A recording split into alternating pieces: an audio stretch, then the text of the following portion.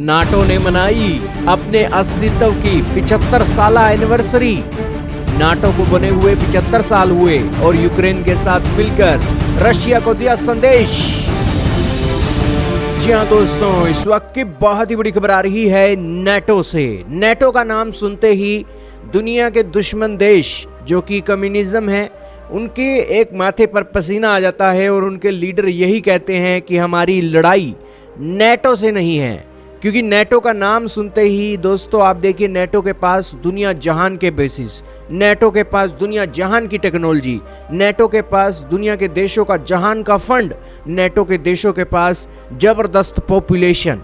और यही कारण है कि नाटो का नाम जब भी आता है तो रशिया भी एक बार के लिए सोच में पड़ जाता है कि यार नाटो से लड़ना मतलब पूरी दुनिया का खात्मा हमें करना पड़ेगा।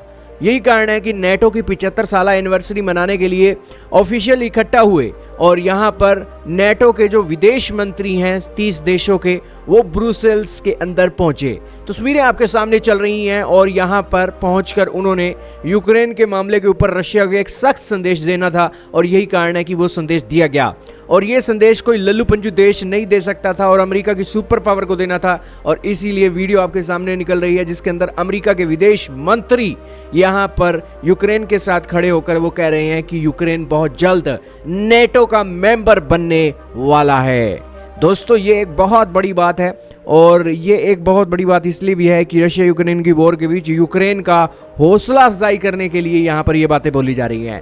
इससे पहले दोस्तों रशिया के लिए एक बहुत खतरनाक खबरों का निकलना शुरू हो गया है, क्योंकि ना सिर्फ यहाँ पर रशिया यूक्रेन के साथ लड़ रहा है बल्कि नाटो के साथ लड़ रहा है, क्योंकि नाटो कंट्रीज लगातार यूक्रेन को सपोर्ट कर रही हैं। ये देखिए दोस्तों, आपके सामने आर्टिकल चल रहा है जिसके अंदर रशिया फ्रांस को वार्निंग दे रहा है और वो कह रहा है कि अपने जो ट्रूप्स की डिप्लॉयमेंट है वो यूक्रेन के अंदर मत करो और इससे डिजास्टर और भी ज्यादा बढ़ जाएगा।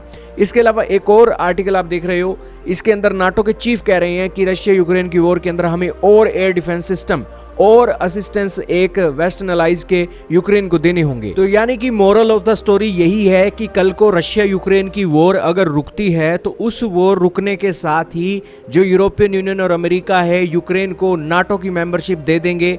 और उसके साथ ही रशिया के ऊपर अब आंच आएगी कि अगर रशिया ने भूलकर भी यूक्रेन के ऊपर अटैक किया तो उसका एक अटैक नाटो के ऊपर अटैक माना जाएगा। तो यही कारण है कि कैसे भी करके रशिया को किसी तरीके से शांति समझौता करवाया जाए और फिर रशिया के हाथ बांध दिए जाएं और यूक्रेन के अंदर नाटो की सेना के साथ साथ नाटो का असला तैनात कर दिया जाए, ताकि भूल कर भी रशिया यूक्रेन के अंदर इस तरीके की एक्टिविटी दोबारा नहीं तीसरी बार ना कर सके। पहली बार तो उसने क्रीमिया में की, दूसरी बार यहाँ पे की और तीसरी बार करेगा तो फिर तो यूरोप के साथ बॉर्डर उसका लग जाएगा। तो यही कारण है कि ट्रस्ट का डेफिसिट है। तो यूरोपियन यूनियन भी कहते हैं कि रशिया को किसने हक दिया कि वो यहाँ पर एग्रेशन दिखाए और चुपचाप करके अपने सेना को रशिया के यहाँ यूक्रेन के इधर भेज दे। और यूक्रेन के यहाँ पर भेजने के बाद ये सारी बातें निकली, लेकिन रशिया फंस गया है कि अब वो 4 इलाकों में संतुष्ट होगा या पूरे का पूरा यूक्रेन उसे कब्जाना होगा। क्योंकि अगर ये एक बार वो रुक गई तो यूक्रेन तो फिर नाटो के अंदर जाएगा और इसको कोई भी नहीं रोक सकता है। और ये तो फिर ज़बरदस्ती हो जाएगी रशिया के साथ भी, क्योंकि यहाँ नाटो उसके बिल्कुल बॉर्डर के करीब आ जाएगा। तो यही कारण है कि यहाँ पर सारी दुनिया वन साइडेड हो गई है। जैसे भारत की पॉलिटिक्स वन साइडेड हो गई है, वैसे ही सारी दुनिया वन साइडेड हो गई है नाटो के कारण।